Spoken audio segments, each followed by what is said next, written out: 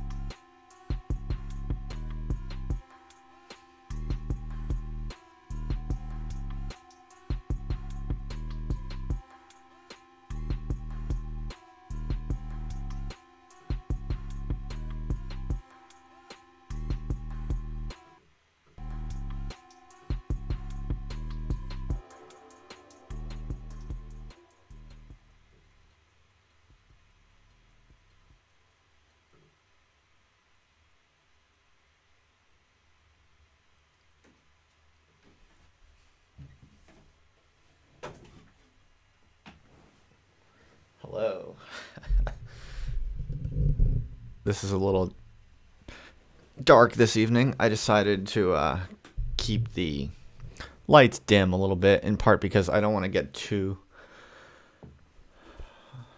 woken up by bright lights.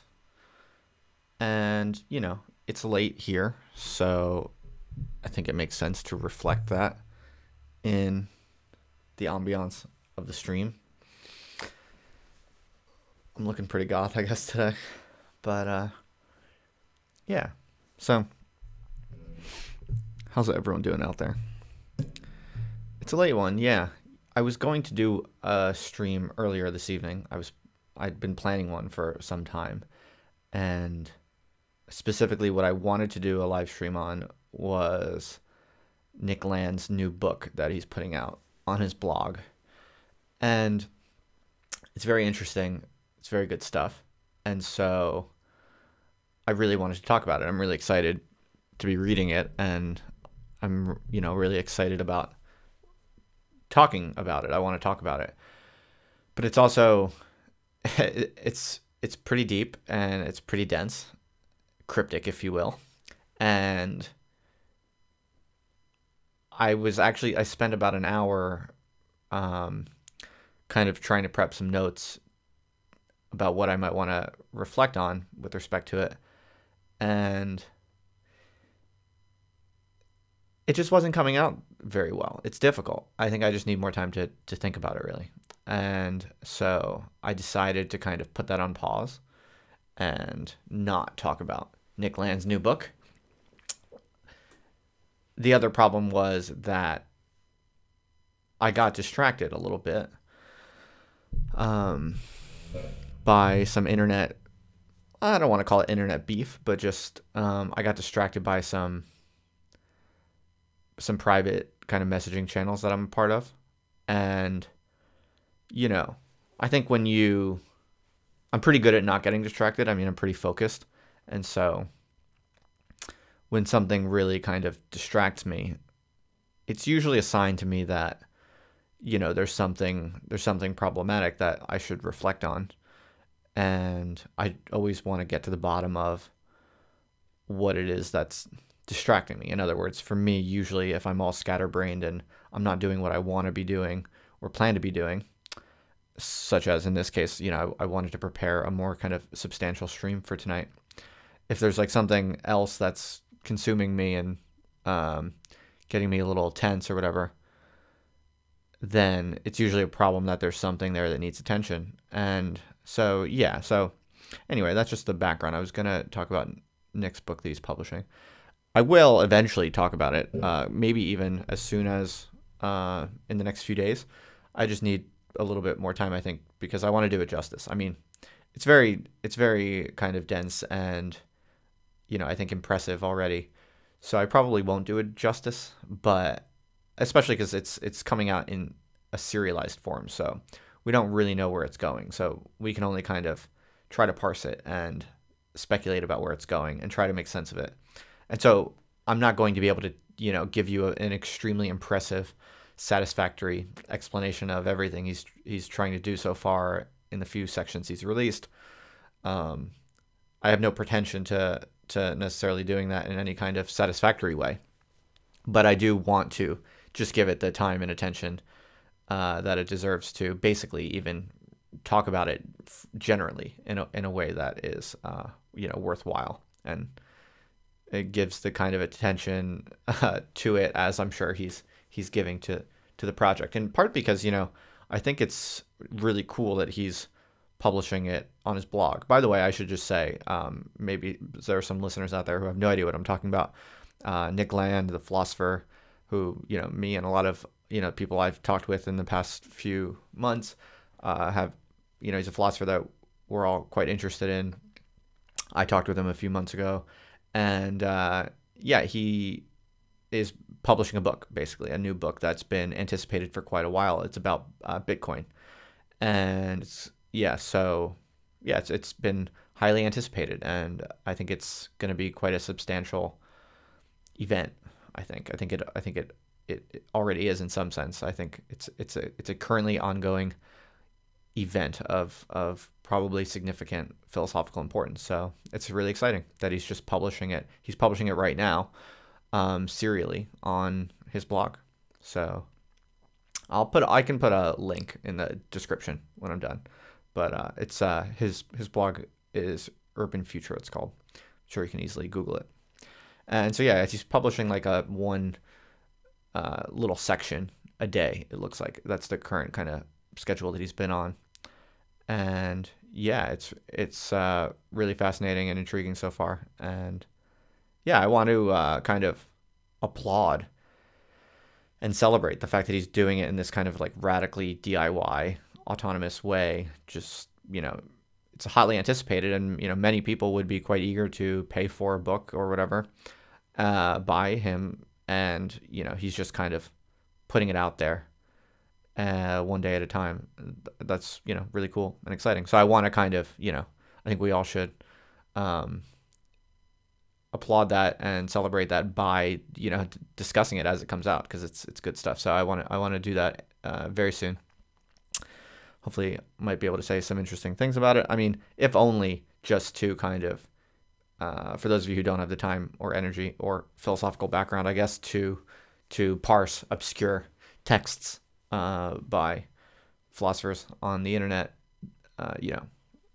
One of the things I think I've kind of been doing is giving people a kind of efficient audio based way of keeping up with certain developments on kind of the internet intellectual plane or whatever. So yeah, I definitely want to do that. Right. Anyway, but what happened was when today I was getting kind of distracted by these like little beefs or whatever that I have kind of been a part of or whatever. Yeah, it got me thinking that there are larger issues at stake. I don't care about beefs. Like it's never about the interpersonal conflict. Like that never matters. The particular issues that one person might have with another person are almost never interesting. Those are almost never where the real interest is intellectually and politically and whatever, even philosophically. And yeah, so someone in the chat already I see says don't apologize. And this is one of the reasons why I want to reflect on these things, and I think they do deserve a lot of time and attention and honest, thoughtful reflection, because well, okay, I'm gonna basically go through it all and kind of explain to you the background, but not in a personal way. I don't have any beefs with people. Like I don't have any ill will. It's never worth it. I mean, the internet is like this big crazy place. There's thousands of people with different personas and different types of projects, and yeah, I mean, there's no reason to ever get into just spend any time actually like going hard in trying to like win some sort of conflict with other individuals. But what I want to do is abstract from the basis of these conflicts, because I think that's where the interesting thing is. And also like this idea that you should never apologize, that's also, I don't think that's true. I don't think that's right. I get the idea. There's this idea that you should never in today's culture where, accusations of all different types are increasingly popular, and they do actually kind of work to redistribute power in certain ways. There's an idea, and I think there's a lot of truth to it, that if you apologize for doing anything bad in public culture, then the mob smells blood, and then they come out and they destroy you. So never ever apologize is one kind of often right-wing leaning kind of I think strategic insight about the current culture wars, and it's perfectly reasonable enough why people say never apologize. I mean, Trump is kind of an example of how never apologizing and just always doubling down on whatever outrageous lie or fucked up bit of speech or behavior is brought to your attention, no matter what. Just never apologize, act like nothing happened, keep saying you're the best, and double down and keep doing what you've been doing no matter what. So there's a lot of truth to that as a kind of strategic insight about how the culture wars work. I think that's that is the way to get ahead, basically. But I don't think that's necessarily the ethical way to conduct oneself. And I mean, if what I'm doing on the internet means anything, like if what I'm doing is at all unique or interesting, it's that I'm trying to really do everything, thoughtfully and honestly. And I do care about living an ethical life. I care not just about, winning in the public culture, although I do care about, not being destroyed by idiots who might want to take me down. And I do care about being strategic and successfully, victoriously carving out a niche for myself in which I can thrive intellectually and financially and all of that. That's fine. But I do think that there is also space to go slow and be honest. And people do make mistakes sometimes, right? So, I mean, I say so much on the internet. I pour out so many words in this live stream and in my blog and whatever. It's inevitable.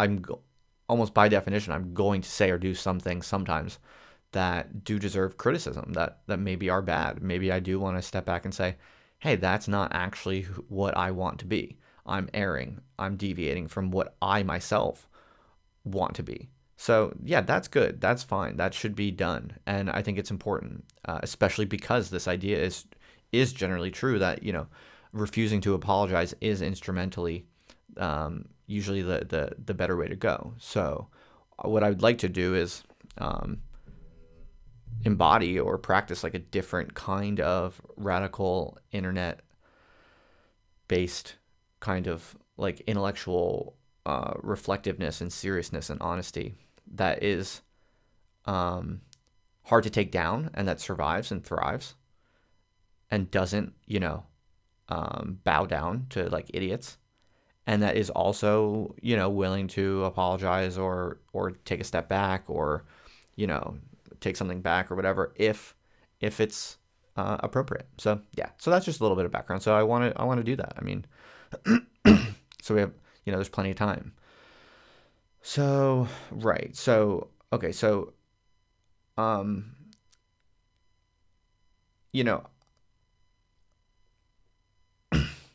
someone is saying that the people who want to hear your opinions and want to hear your interviews don't care about any of this stuff. Even talking about it just takes away from what anyone is here for. That's cool. Then if you're not into this, you can leave. That's totally cool. I will insist on using my platforms for occasionally, just every now and then. I might want to do a kind of slow, rambling reflection on my own concerns, maybe my own experiences in my own life. If you're not into it, that's totally cool. That's fine. There's so much good stuff on the internet. You can just go find out some more entertaining stuff or whatever. Right. So, no, but I understand your larger point that if people accuse me of shit, I don't need to deal with it on here. I get that. I don't need to. I want to. Anyway, I'm just going to cut to the chase because that's what I'm doing. So if you're not into this, if you're not into these kinds of reflections, then you can just skip out on it now. Yeah, I'm not going to be apologizing. I'm going to be reflecting on my own experiences and what I think I want to do and why it makes and how it makes sense to me. So for instance, I'll just get into kind of what I see as like the more substantive questions or issues that I think are interesting. So like one of the things that I've heard from people recently, and the only reason I'm really kind of entertaining this is because it's people that I kind of think of as friends. And so, it has it has to me a special value. I think like when people that you actually kind of care about say something to you, you should take that more seriously. I think that's appropriate. And one of the things that I've heard from people that, I kind of consider myself friends with, even if it's only on the internet, like all my friends are on the internet nowadays. But is the following. I think there's a kind of perception that I'm like narcissistic and egotistical and that I don't care about like the mental struggles of a lot of people. Like a lot of people today are depressed and anxious and a bit unstable, and sometimes, quite explicitly mentally ill in different ways. And there's this perception, I think, that I'm just like obsessed with my own mind. I'm obsessed with my own ideas, and I'm obsessed with kind of promoting myself. And I have a fairly positive demeanor, and that I kind of just like, I have little sympathy for people who are struggling, mentally and emotionally and psychologically or whatever. And that, I don't know, I guess the idea is that that I'm kind of mean or insensitive, or that's reprehensible in some way, or ugly in some way. And yeah, so it's this kind of like dual critique, I think, that I'm narcissistic and egotistical, and my head is up my own ass, and that therefore this leads me to kind of treat other people badly. So that's one idea that has been kind of floated to me. And I think it's important to think about that. If that were the case, I wouldn't want to be like that, really. So there's no harm in reflecting on it and kind of asking honestly, is there some truth to this? And so thinking about it, I have a few, I've been thinking about this for a long time, is the truth. By the way, I'm going to be not looking at the chat for like the next bit of time, because as I kind of focus on trying to get my words right. So I guess if you want to do super chat, I'll look for sure, but and I guess I'll say it, but otherwise I'm going to try to kind of focus away. So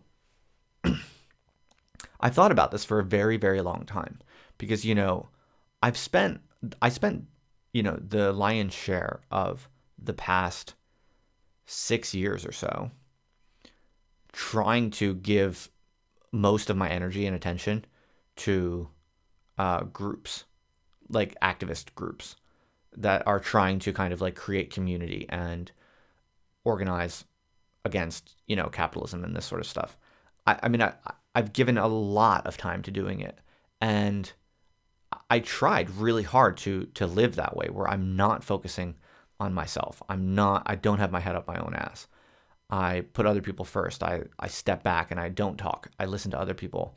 And this whole kind of, sensitive, progressive ethics, I did it for multiple years. And my recurring observation was that it never helped the struggling people.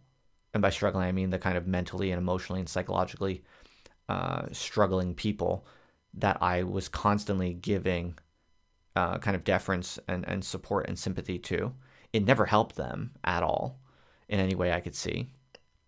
And in many ways, it actually hurt them, because it kind of cultivated in them a kind of like, I don't know, like a kind of passivity or something, a kind of artificial and fragile sensitivity, kind of, their sensitivity and fragility kind of increased, was my sense often. And it actually did a lot of damage to me, because when you try to modify your speech or behavior in a way that's oriented to others, in a way that primarily is concerned with maximizing like how they feel emotionally and psychologically, when you're constantly trying to do that, it has a way of basically bringing you down into the negative emotional and psychological experiences. It's like you're meeting them halfway, and in meeting them halfway, you can't help but be brought into them. And so it's like, that's difficult, because I do believe in sympathy and empathy, and I don't want to speak or act in a way that makes people who are emotionally or mentally struggling feel worse. I really would like to avoid that. I would love to find a language and a way of thinking and acting that doesn't have negative effects on people who are mentally or emotionally struggling. But it's a difficult thing. It's kind of like how you deal with someone who's drowning in water and needs your help, right? Like this is like lifeguarding 101. You throw them a lifeboat. You don't like swim up to them because they can, literally make you drown too. And so it's like that. Okay, so that's like one set of points why I'm after a lot of experience, I'm very, very skittish and hesitant about modifying my positive demeanor and my interest in cultivating a positive demeanor. I'm very hesitant about compromising that in any way or negotiating that in any way to make like any number of mentally or emotionally challenged people feel better. I don't think that helps them. And it certainly and it does a lot of harm to me. I've been through it many, many times. And so I think this becomes increasingly complicated when we're talking about the internet now, right? Because on the internet, it's now possible to kind of have like a bunch of different quote unquote friends who you barely know scattered across different platforms. And the idea of kind of modulating what you think or say or put out into the world to not affect like particular individuals in that overall mass of people who might be paying attention to you, it's completely paralyzing. It would make it impossible to think or say or do anything at all interesting. And so, yeah, it doesn't make sense. It doesn't scale, right? And so, yeah, I mean, another thing that I would say is that, like, in some sense, being narcissistic or being egotistical, like just focusing on, okay, how can I organize my time and energy and speech and behavior on a daily basis in a way that makes me feel as based and balanced and healthy as possible. Like, if you just focus on that single-mindedly, the truth is that's actually a pretty pro-social way to live. That's actually, there are ways of thinking and living that are much, much more harmful to other people, to the people around you, And so, in some sense, like, I think the kind of like leftist, progressive, kind of like extreme sympathy way of living, this idea that you should just like be constantly trying to make the most mentally and emotionally challenged people around you feel as comfortable as possible. Like, if you really do that hardcore, you can make a good argument that is like one of the most, like, that's one of the most narcissistic and egotistical ways to live. Because what it really is you are trying to avoid the hard work of like actually figuring out what you need to do to thrive. Like, that's hard. It's challenging. It takes risks. It requires risks. It requires like weird, difficult problem solving. It requires you saying and doing, like, talking to other people in ways that are difficult, that are tense maybe. It requires a bunch of difficult things to simply like figure out how to live in a balanced, based, healthy, and productive, positive way.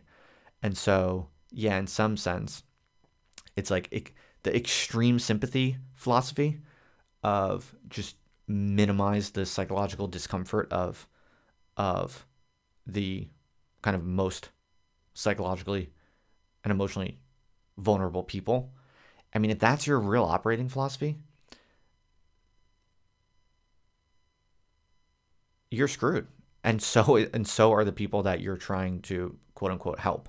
But you're not really trying to help them. You're trying to give yourself a moral, ethical kind of excuse. You're trying to give yourself something that looks like kind of righteousness or like moral high ground for what is actually you just you avoiding or evading the hard work of actually figuring out how to live well. And yeah, so that's kind of my take after like a lot of experiences trying to do both. Like I've lived according to both methods, like hardcore. I really did give a lot of my life to operating on the extreme leftist sympathy kind of model, and it's no good. It's really, really bad for everyone involved. That's not pro-social. That's not, that's not like, that's not being oriented to other people. That's not the opposite of egotism or the opposite of narcissism. It's really not. So yeah, that's my thought on that. So, if I write things on Twitter or on my blog or whatever that are maybe somewhat, they seem like insensitive to mentally ill people or whatever it might be, I don't think that I'm not convinced of this critique. I'm not convinced that, you know, is sad or pathetic or mean or nasty necessarily. I would say it's, one needs to fortify one's own will, I would say. And you don't want to go overboard. You want to be as nice as you can. You want to be as sympathetic and as encouraging to all people as you can. I do believe in that. And I'm not throwing that baby out with the bathwater. But the most important thing is that you fortify your own will, I think. And if people are smearing shit at you, like if people are throwing hate at you and criticizing you or whatever, you have to be able to be a little bit cold sometimes, and you need to kind of, you're going to be a little bit mean here and there, a little insensitive here and there, but that's okay, I think. You want to minimize it as much as you can, but it really is the most pro-social and kind of altruistic way to live, that you actually make your top priority being healthy and feeling energized and active and affirmative. And yeah, to a lot of people that looks like you're being narcissistic. It looks like you're being egotistical, but you're not. It's the only way you're ever going to help anyone in the long run. So that's one kind of response, I think. And another kind of subpoint on that is that, I write a lot about me and my own thoughts and feelings, in part because it's what I know. I think people should focus more on their own experiences and their own thoughts and feelings. That's such a rich source of data, and it's what's uniquely good about your own experiences and your own thoughts and feelings, just like I'm doing right now. Like I'm working through stuff that my friends are saying to me, and I'm working through my own feelings about it. It's extremely direct. It's not mediated. I know, like, it's data that I have relatively direct access to. It's somewhat mediated, obviously. One does not have direct, unmediated access even to oneself, but it's relatively unmediated in the sense that, there are people out there who will spend, hours and hours trying to like solve the problem of global warming or something like that. But they haven't called their mother in several months, and they have all of this kind of like stuff that's actually immediately available to them, data about their own kind of phenomenology and their own experiences that they're like systematically kind of ignoring. And again, that doesn't mean that person cares more about the world than themselves. No, it doesn't work like that. It doesn't work like that. You should start with the data that's most reliable to you and that you have the most immediate access to, and work out from there, build out from there. I don't call my mother enough. I would like to call her much more. I feel bad about it all the time. And the reason I don't do it is because I'm selfish, and because I am kind of obsessed with trying to think about like larger, more abstract things. But if I was honest, I would actually spend more time doing what I'm doing right now, which is slowly and reflectively, inwardly analyzing my choices and the consequences of those choices and what really matters to me and what doesn't really matter to me, and working through that in an honest way. So, well, the reason I'm saying this is just that, a lot of people think I'm obsessed with myself, or that I'm, self-absorbed, or I have my head up my own ass. And again, I mean, I actually think it's a kind of intellectual modesty to, relatively constrain myself to that which I know best, which is myself.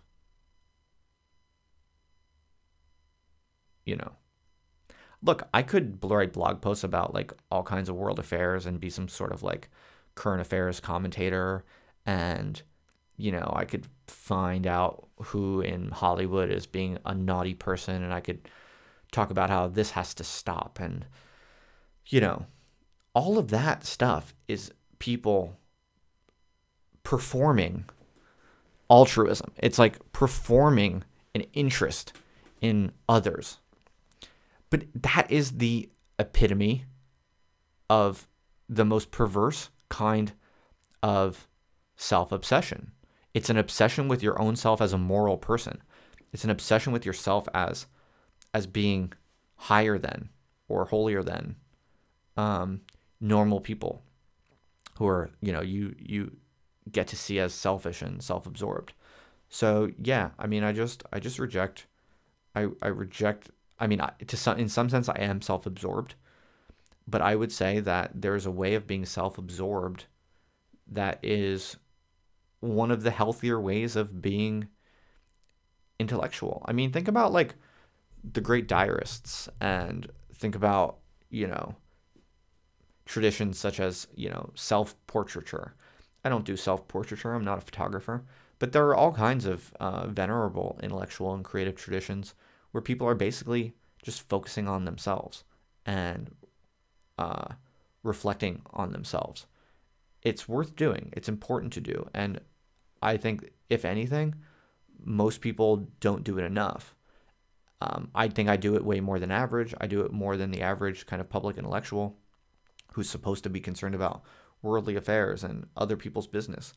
Well, I do that a little bit, but for the most part, I admit it, I am largely preoccupied with making sense out of myself, because that's also because I'm interested, if you're interested in ethics and you're interested in, what is the good life and what is the right way to behave and what is true about, the world around you, it just makes sense that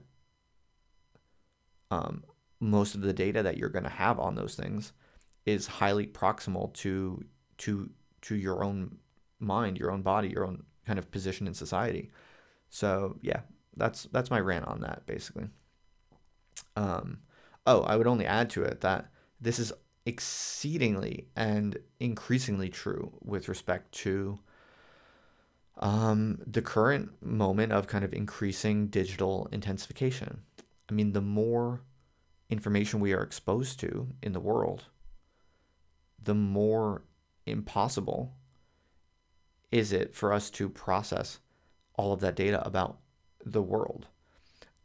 But what you experience on a day-to-day basis, the facts of your own experience, the basic data that you have, that's all around you as you go through life, that's relatively constant over time. Like, the human mind's kind of capacity to intake information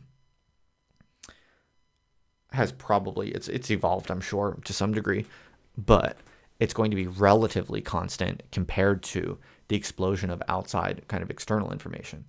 So you could make the case that one of the things that humanity is really suffering from, especially in the Western liberal countries, is that these evolved cognitive capacities that we have now been exposed to exponentially more information than they've ever known how to process. And a lot of people are overheating because of that. So it stands to reason that actually, to not only survive this kind of cognitive catastrophe, but also to thrive. Like if there is a way to get through this cognitive catastrophe that is ideal or optimal, it's probably going to be through a kind of radical closing off of one's attention to the overwhelming majority of possible information inputs, namely all the information we have about the outside world. One is going to have to be radically disciplined about closing off an overwhelming majority of all of that.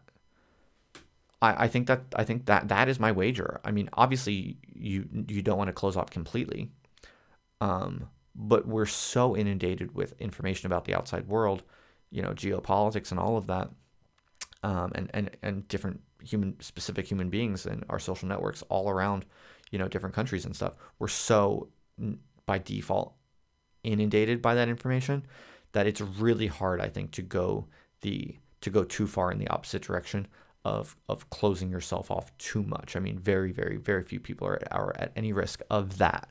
Of course, the greater risk is closing yourself off into a particular small group setting in which everyone is just kind of flattering themselves and patting each other's backs. That, I think, is very live. That's very real. That is happening in many different ways. And that, I think, is a really, really major threat. But again, I think that's a different threat and a much bigger threat than the threat of becoming egotistical or narcissistic. Closing off your attention from like an overwhelming majority of noise about the outside world to focus on like your own personal experience, your own personal feelings, your own personal observations of basic facts. I think restricting your attention as much as possible to that's actually the lowest risk form of fixing one's attention and counteracting information overload. And the reason is because, yeah, it looks like you're being narcissistic or egotistical or you only care about yourself. Look, people are going to say that about you, like whatever. But the reason that is actually the best is because there are two reasons, I would say. One is kind of negative, one is positive. The negative one is that so long as you're attuning yourself to yourself, there are some pitfalls for that, for sure. Like that can go bad in many different ways. I'm not saying it can't, but you're not going to have the small group dynamics of like people patting you on the back and possibly kind of exacerbating and encouraging wrong beliefs or bad attitudes. So if you really try to practice a kind of radical independence of mind, I mean, I don't think you can ever be fully independent of mind. You're constantly kind of using other people and other pieces of information to kind of balance yourself against. So there's no like myth of like actual absolute mental independence or something like that.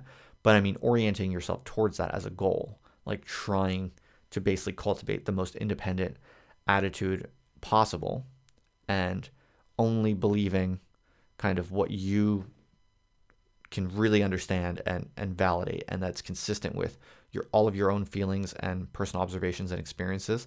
Like using that as your main basic strongest criterion for what you count as true and what you count as valuable and what you're going to believe or not believe. Like you can call that narcissism if you want to.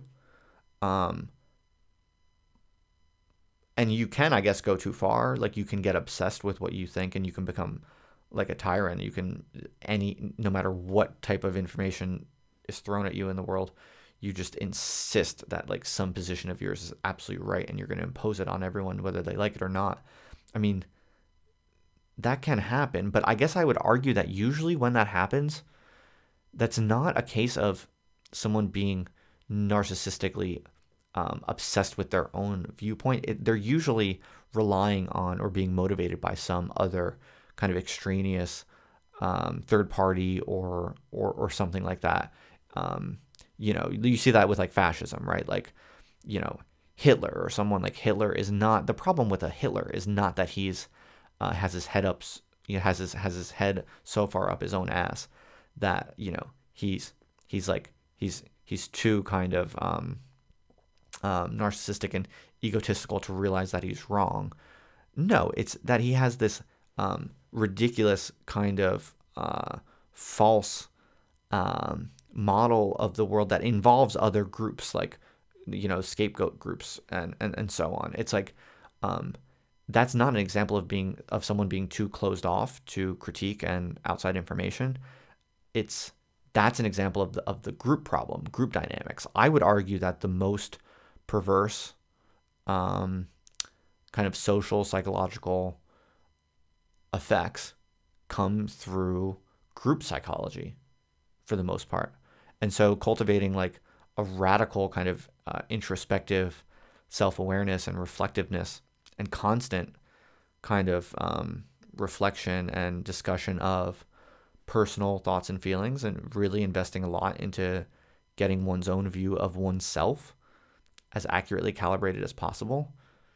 That's good. That's an antidote to like different types of fascism and crazy delusional violent tendencies. So that's kind of the negative point, that it's a kind of bulwark against what are the really dangerous dynamics that actually have to do more with group psychology. And there was there was something else that I was going to say. It'll probably come back to me, but I'll skip it for now. What this I think nicely segues into is kind of a more specific contention I have, which is that right now there are a lot of private chat groups going on because you're not really allowed to say what you think in public zones.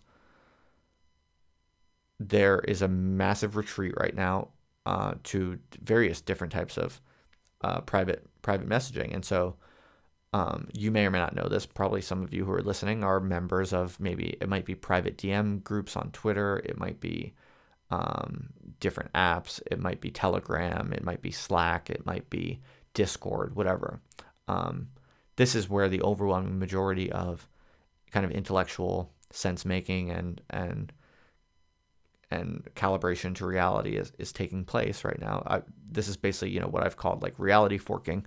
Like people are getting involved in groups that are kind of trying to make sense out of this chaotic outer world in very different ways. And they're mostly doing it according to their own preferences, according to their own temperaments. And, right. So where I wanted to go with this is that, look, the perverse effects of small group psychology are extremely robust, and they're extremely hard to avoid. So if you find yourself in a group, a discussion group, like a private discussion group, if it's stable and it functions and you go there every day and you participate in this every day, that I'm not hating on that. That can be, people need some kind of community. People need dialogue, and I appreciate that. And in some sense I encourage it. But the naturally perverse effects of small groups are really strong, and they're gonna be operating no matter what. And so it requires a serious kind of vigilance to this, and a kind of disciplined, ethical kind of attitude and practice to avoid those perverse effects. And really, I mean, there are many perverse effects of that, but one I think that you see a lot right now today, and you see it, I think, across like all the Twitter debates, and like especially the kind of accelerationist spheres that I'm kind of involved in or whatever. People kind of, they hole up into these private messaging spaces with a few people who see the world in a similar way, and they treat each other as if they can do no wrong. And then they treat everyone else like in the out group, right? Everyone else like not in the group, all the people out on the internet or whatever is the target or the object of their observation and discussion, whatever the relevant actors are that are being observed and discussed in the private chat. All of those people on the outside, those are the people who do bad things. I mean, that's just like the most basic kind of dynamic that you find in all groups. That's how groups work. It's almost by definition what they are. To the degree that a group has an identity and functions over time and sustains itself over time, what that means is that in some sense, the people in the group are providing protection to each other, and they rally around, they kind of revolve or rally around something that they see themselves as sharing, and this reflects positively on them as members of the group. And the people who are on the outside of the group, they are the ones who are bad. And I mean, that's just basic in-group, out-group kind of psychology.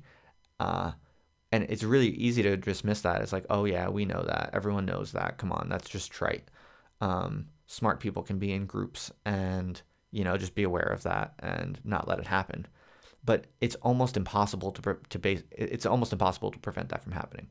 It's really deeply kind of part of the reality of being in the group. And so this is why, to be honest, where I'm going with this is hopefully interesting now, if that was a bit slow and rambling. But it's because of my reflections on this. I've been reflecting on that for a long time. Like I'm a member of a few different private chats in different, interfaces or whatever on the internet right now. But I'm not very active in any of them. I like to check in, and I like to see what's going on. And I occasionally chime in.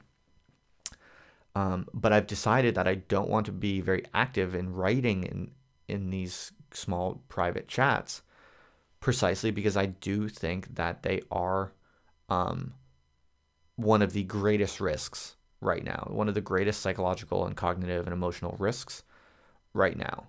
Because as things are so chaotic in the world, it's just it's so attractive to just carve out this little this little bit of kind of like socially reliable positive reinforcement from other people, and to look out at the others in the out group.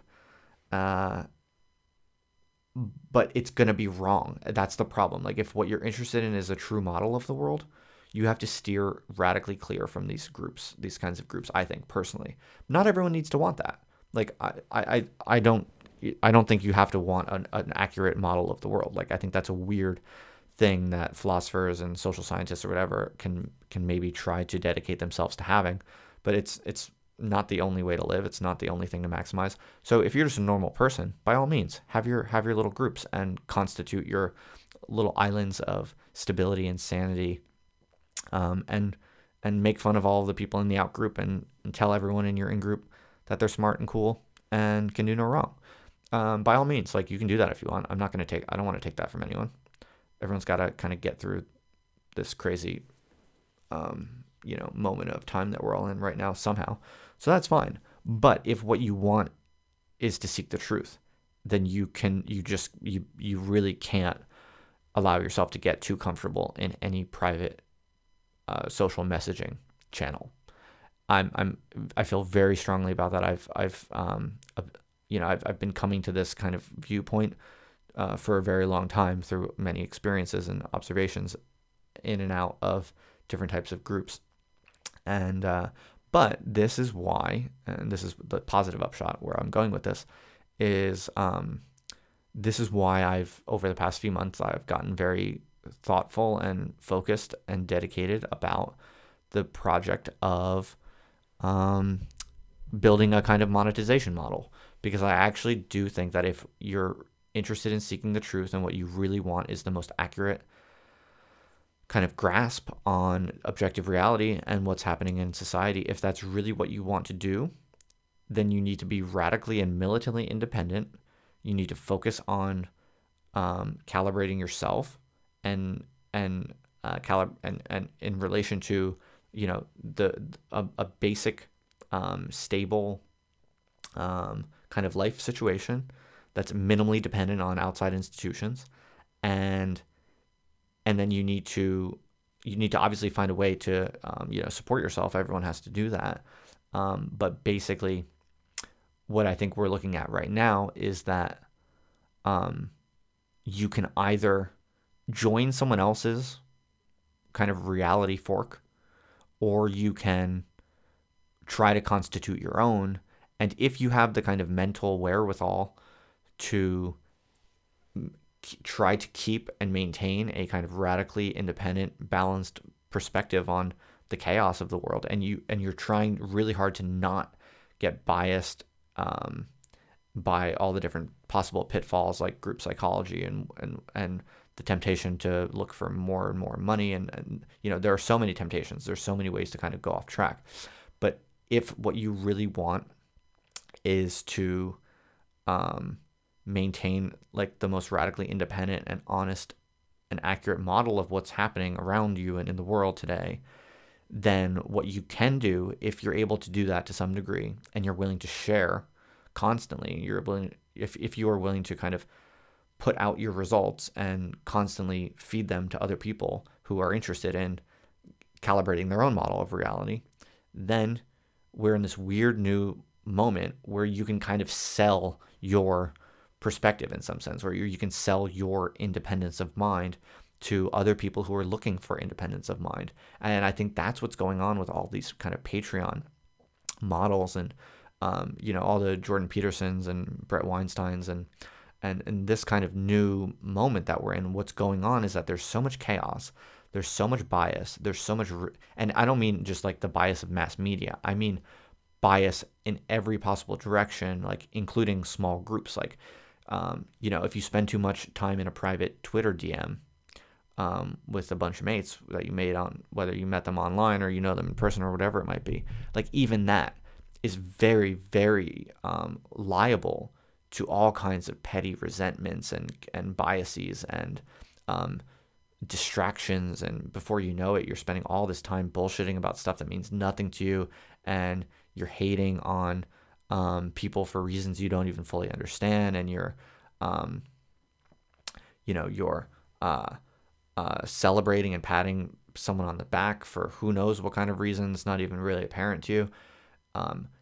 Simple, innocent things like getting really involved in private messaging channels can actually be really powerful forces, kind of screwing with your head and fucking with your emotions, and also kind of leading to all kinds of errors and deviations in your perception of what's really going on.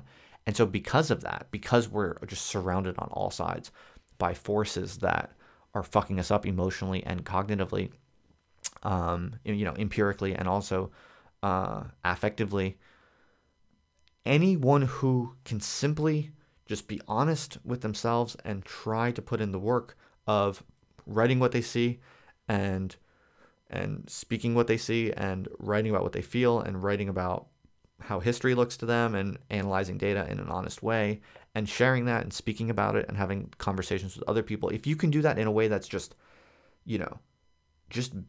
basically honest and straightforward, all of a sudden that's like a hot commodity. People want that. People need that.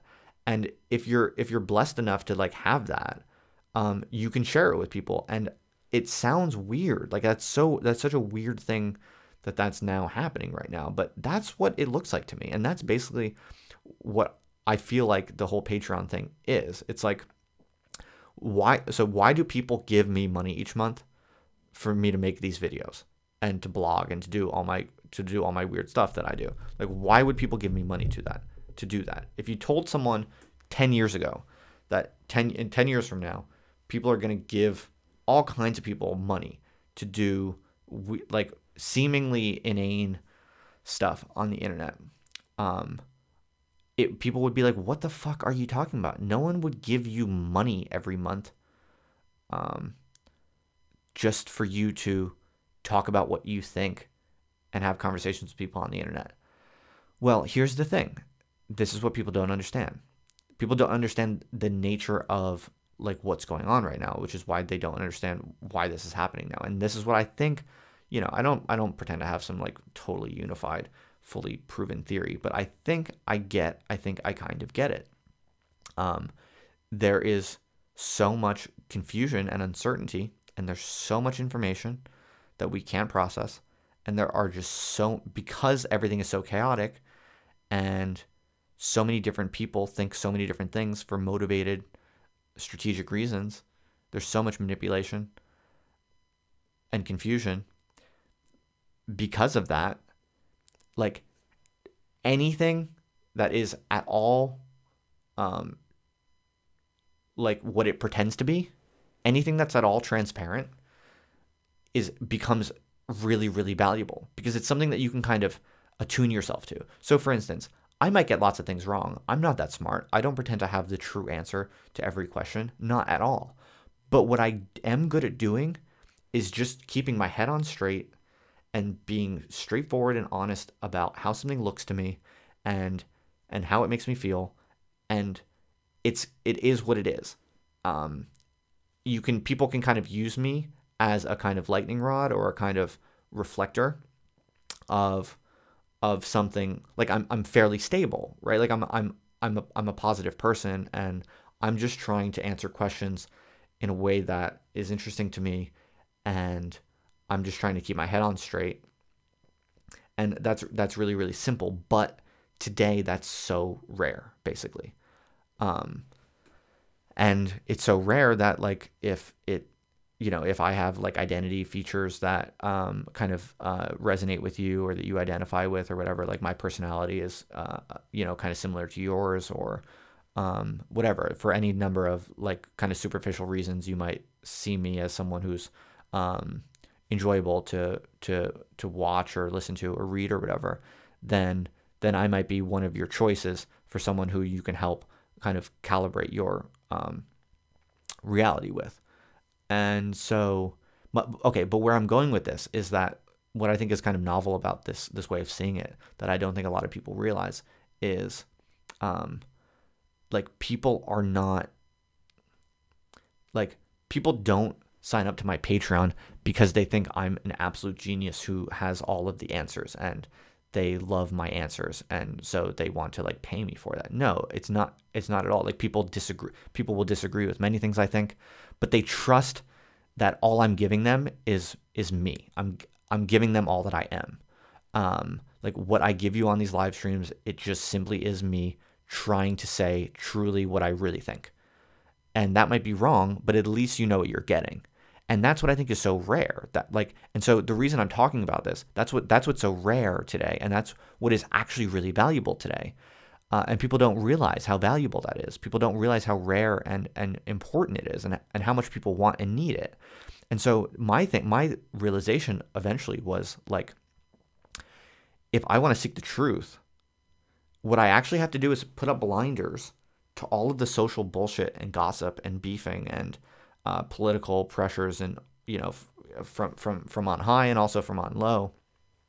I need to basically block out all of that and just basically focus on what I know, and focus on what I genuinely think, and focus on being as radically honest with myself as I can be, and basically block out everything else.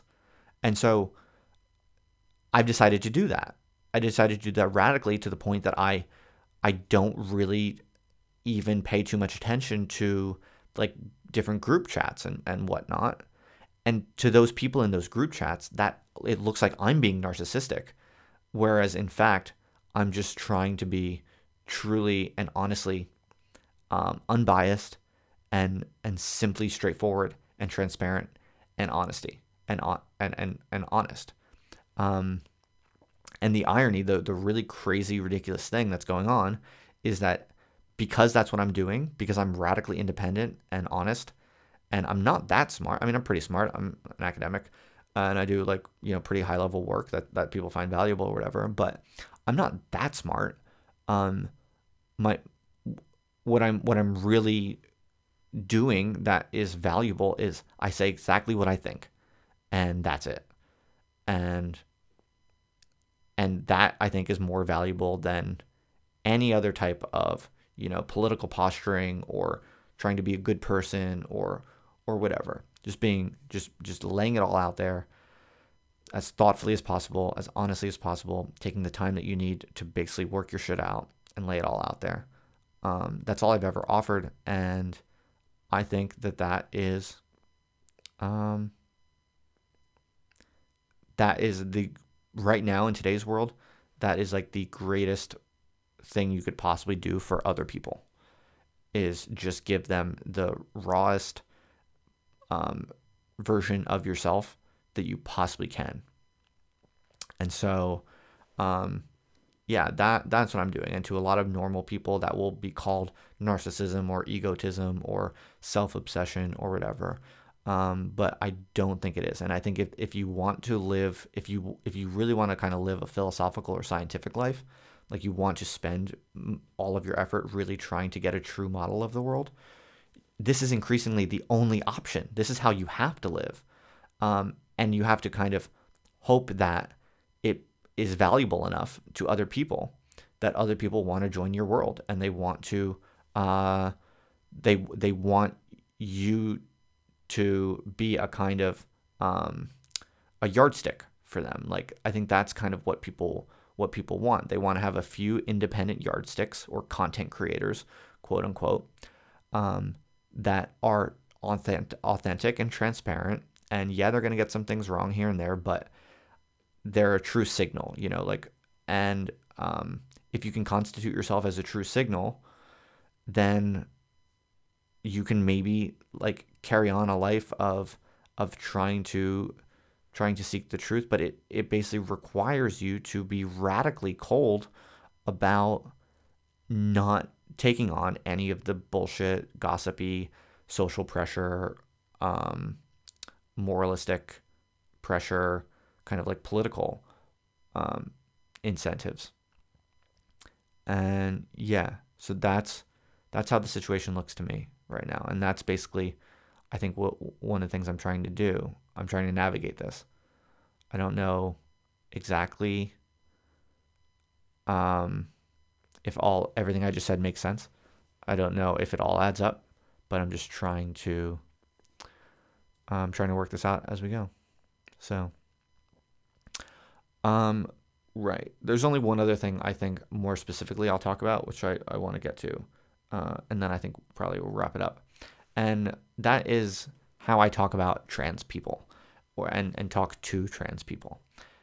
So I had a stream recently where the one that I did with Ashley Olsen, who's a dominatrix, and her gender identity is obscure. And when I was talking with her, it was a very jokey, kind of relaxed, and I thought quite fun, free-spirited kind of conversation. With respect to most of my podcasts, relatively, it was quite jokey and lighthearted. I quite enjoyed it, to be honest. But one of the things we talked about or joked about here and there was like whether or not she was trans. I couldn't tell, and a lot of people on the internet in the spheres that I kind of move around and whatever, there's a fair amount of trans people, I think, relatively. And so, it was just a kind of, I think, reasonable curiosity about whether or not she was trans or not. And she was completely cool with the discussion. She never at any point gave any indication of being uncomfortable or offended or upset. And I think that's important context. But basically, after the live stream podcast, whatever, was over, I did communicate a little bit with someone on the internet who I know and have interacted with many times, and I consider them a friend, and I know that they watch a lot of my stuff, and I appreciate that, and I think they're a smart person, and I respect them, and importantly, this is a crucial fact, they're not like an aggressive person who's constantly complaining about everyone, and they're not getting on my case all the time about all kinds of stuff. But they're quite a reasonable person, I think. And they did say that this is a trans person I'm talking about, and they did say that basically some of the ways that I was talking made them uncomfortable, made them upset, and so I take that seriously, and I thought a lot about that. And basically, I mean, if I really tried to kind of understand the problem, and if I understood correctly, the idea was that basically I was talking. There were parts when I was kind of like asking her if she was trans or cisgender, and I was basically implicitly kind of talking as if like she would be more attractive if she was cis, and I didn't say that at all in any type of explicit terms like that. I would never say that. But in retrospect, I can see that I think it's probably true. There were times where there were moments, just moments in the conversation where it was kind of, I was accidentally kind of perhaps implying that she would be more attractive if she was cisgender. And I think that this is difficult because on the one hand, I do believe in being as nice as possible to all people, and I'm cool with trans people being trans. I would never want to stop them from being trans, and I hope that they can always get what they need, to be who they want to be. So I've always been fine with that and supportive of that. And on the other hand, also, I am like a cisgendered heterosexual man, and I've never had any sexual experience with trans women. And I think so. I mean, if I ever make trans women listening to my content, if I ever make trans women feel uncomfortable or hurt, that upsets me. I would rather, I don't want to make trans women ever feel, abnormal or inferior or less attractive or whatever than cis women. I really would like to not make them feel like that. And so to the degree that I did do that, I do feel uncomfortable about that. I do feel upset about that, and I would like to minimize that to zero if possible. I aspire to think and use words in a way that is maximally empowering to everyone. And the difficult thing though is that I am who I am, and you can't be equally attracted to all types of people. I think most people would agree that's an insane idea. And all of my sexual experiences have been with cis women, and so I don't think it's that crazy or absurd or unreasonable that in a joking, relaxed conversation, I might here and there use words in such a way that that reflects that for me, given how my sexual orientation is constituted and my own unique set of experiences and biases or whatever it might be. I don't think it's that absurd or crazy or bad that I might have some kind of unconscious, implicit associations with cis being more attractive than trans. So, this is me trying to be honest and reflective and thoughtful. Like I want to go slow and be careful about how I use words, and I want to back up if I'm hurting people. I'm not too proud to reflect on that and back up and consider maybe I shouldn't be so glib. But on the other hand, I think it's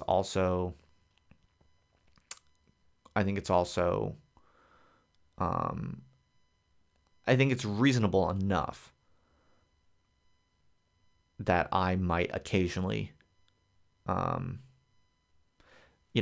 my kind of traditional cisgendered heterosexual male life experience will come through to some degree, especially in my more joking moments. And so I'm not going to say that I'm gonna not be so jokey anymore, or if I talk with women or trans women, I'm not gonna make some sort of like morally righteous pronouncement right now saying like, I hereby am going to change my behaviors radically to better reflect a ethical whatever. That's not what I'm saying here at all. I'm just basically laying out how I see it. I don't have some big kind of polemic either about how I'm innocent and people were unfairly jumping on my back and making it a big story or beef. And neither am I kind of giving some big grand apology. I think for me personally, um, I'm not too proud to apologize for hurting people. Like I think if I ever say something that hurts someone, there's nothing wrong with just saying, I'm sorry that I hurt you. I am sorry. I'm sorry if I ever hurt anyone. And then also saying um, that I'm also relatively content with a particular incident being well within the range of pretty normal and reasonable kind of creative, humorous, kind of relaxed, you know, social linguistic expression or whatever. And so, yeah, I don't think it's like either or. I don't think you have to be like Donald Trump, never apologize, double down, uh, or you have to be a kind of like cowering, constantly tiptoeing and apologizing uh, beta bro. Like, I don't think it's either or. I think you should just be honest about how things look. You should break it down, try to see it from all possible angles, and then make some sort of summary statement about about how it breaks down. And so I guess like if there, so that's what I tried to do. So that's how I see it. So basically, how does this parse for like future stuff? Like, can I extract from this reflection a principle or conclusion or insight perhaps that will allow me to be more, that will actually be actionable, that will be like tractable for my own, creative productions and conversations? Yeah, I think maybe it would be the following. It would be something like, I reserve the right to be who I am and to have the preferences that I have. And I reserve the right to make jokes that are funny to me. And I also personally want to affirm that I actually do genuinely want to um, minimize the amount of hurt or pain or whatever, or discomfort that, well, I don't really want to minimize discomfort exactly, because in a lot of ways, like if as an intellectual you want to constantly be talking about uncomfortable things and causing comfort. So comfort's not a good one. But yeah, pain or suffering, because I do actually, I've had a lot of friends in real life who are trans, and I really do get that it's fucking hard. Like, obviously, I don't get it that well because I've never experienced, but it's really, really hard to be trans. It's really psychologically challenging, and the social challenge is immense. And I'm deeply empathetic to that. And if there are people out there who like watch my stuff and like my live streams, I'm just like so grateful that that people are interested in what I'm doing, that I actually really do want everyone watching my stuff to feel as empowered and kind of encouraged as possible. So yeah, I really feel that personally, very genuinely. And so, yeah, that's basically I think my principle, which is, I genuinely care about minimizing, the pain or anxiety or whatever of trans folks. I would only ask in return that they accept that I am who I am, and I might have my own preferences and biases, and I'm going to reserve and kind of enjoy, whether you like it or not, the right to say what I want and joke how I want. But I'm also going to try to be a good person, and I'm going to try to not do any more harm or cause any more suffering to anyone than is necessary. And I want to think and speak and joke in a way that might raise all kinds of discomforting questions, but is genuinely kind of geared to increasing and maximizing the joy and power of everyone listening to me. Yeah, I don't know. That's how I see it. I have this glass of water here, and I haven't taken a sip since I started.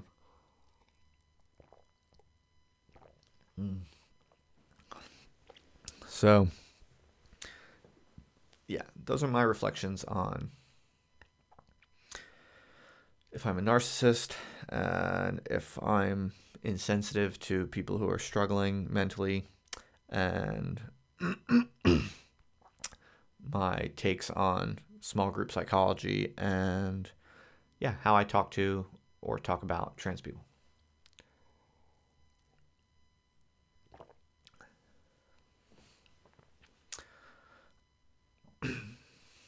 All right, folks, I'm a little fried. It's about, oh shit, it's 3:30 a.m. now. I still need to eat dinner.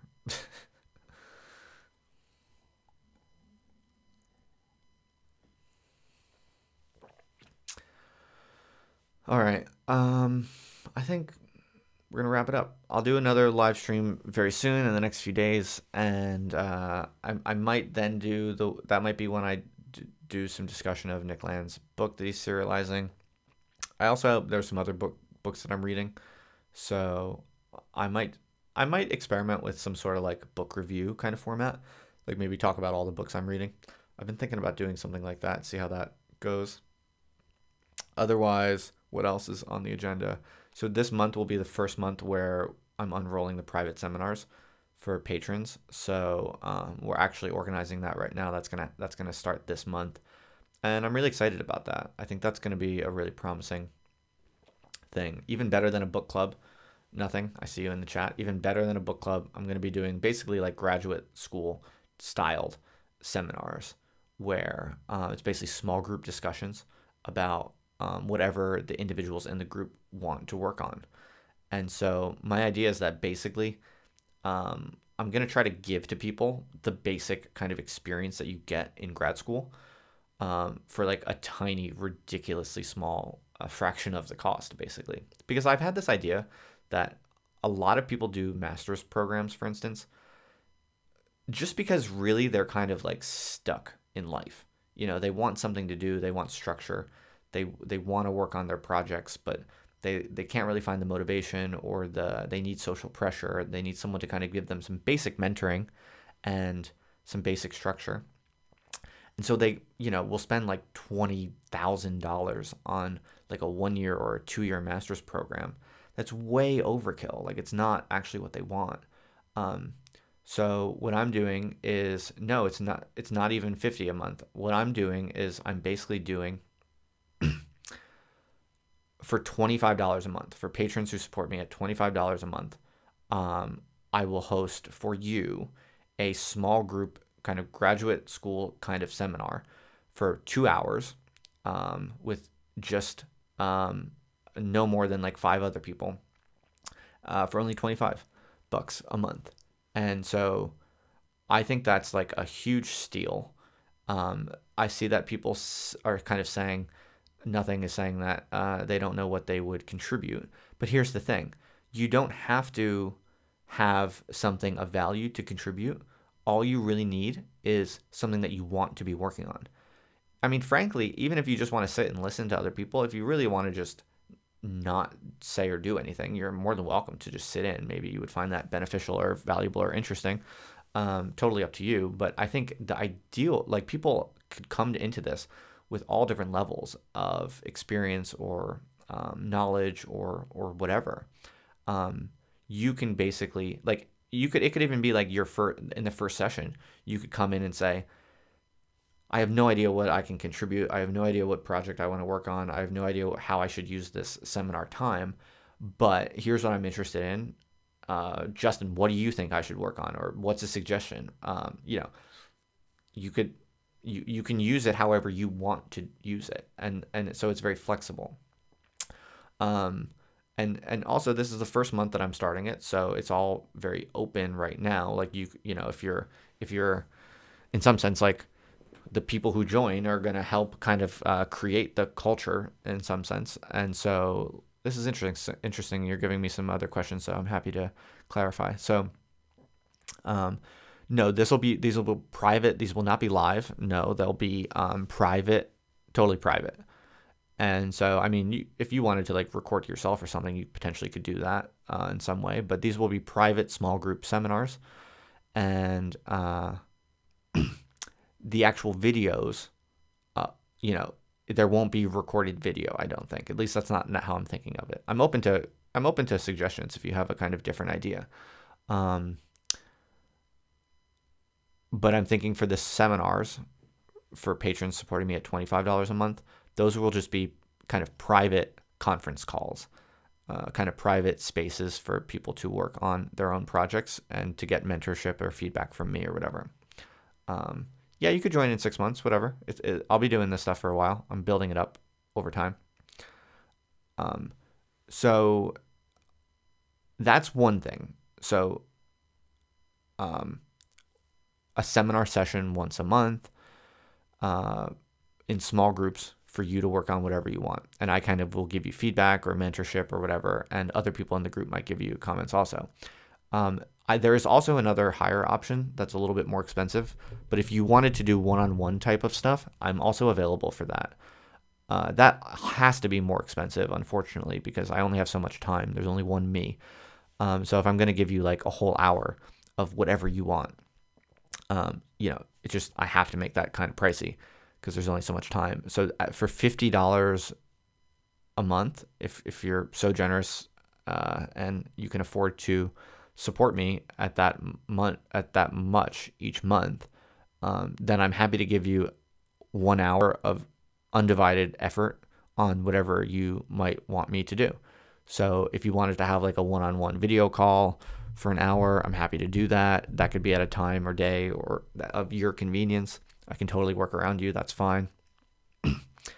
And so, or if you want me to work on something specific. So for instance, right now, one of my supporters at the $50 level is having me do, he basically gave me like a theoretical research question. It was really cool. Like, he has this kind of interesting idea about the relationship between Nick Land's ideas and kind of like the sharing economy, things like Airbnb. And so he kind of wrote me this like long, thoughtful, kind of short little essay really about, Nick Land and the sharing economy. And he said, I want you to go research this and I want you to tell me what you think and try to make some sense of this. And heck, he's supporting me at $50 a month. I'm happy to, take a look at something that he's interested in that kind of focused, dedicated way, specifically at his request. So that's an interesting example that I'm working on right now. And so at $50 a month, basically I'm open to whatever kind of proposal you have within reason. Obviously, I'm not going to do anything illegal, obviously. And, we can imagine many things that I probably would not be willing to do, but, I'm very open to a wide variety of different proposals. So yeah, that unfortunately has to be quite expensive, because if I gave that away too cheap, I would be spending all my time doing weird missions for different types of people.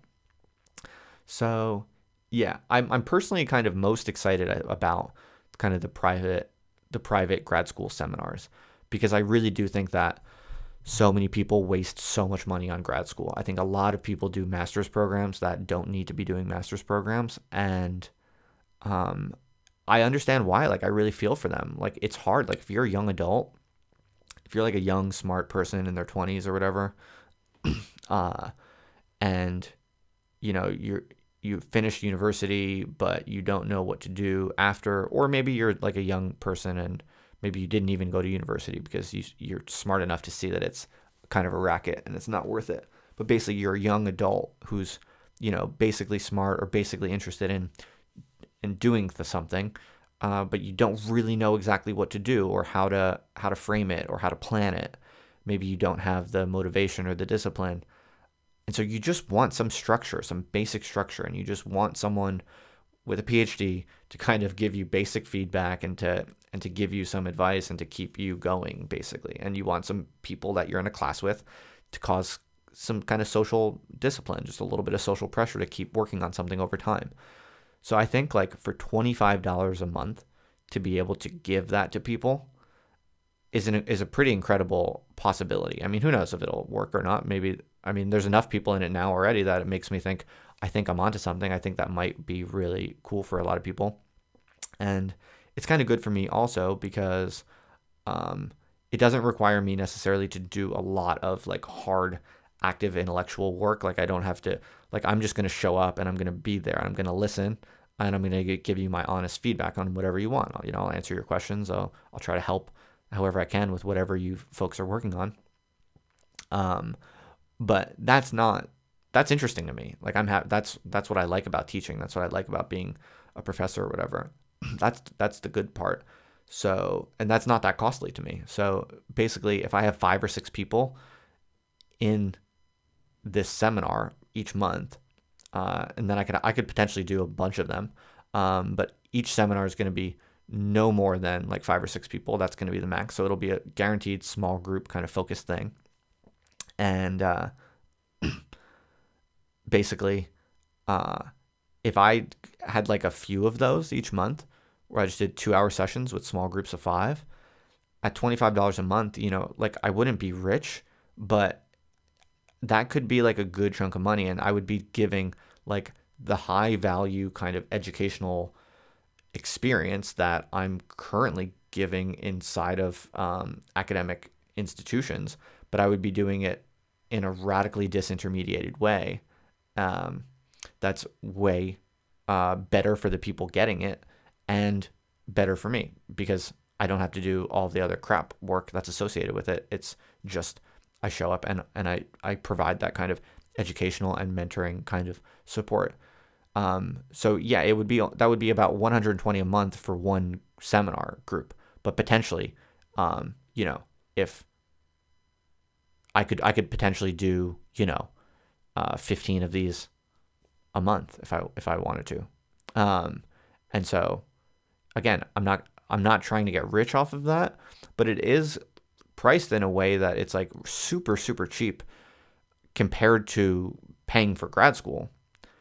And also since there's no middleman and it's just money that goes right into my pocket, it's also like quite, if that were to catch on and a lot of people wanted to do that, that would become pretty financially worthwhile for me.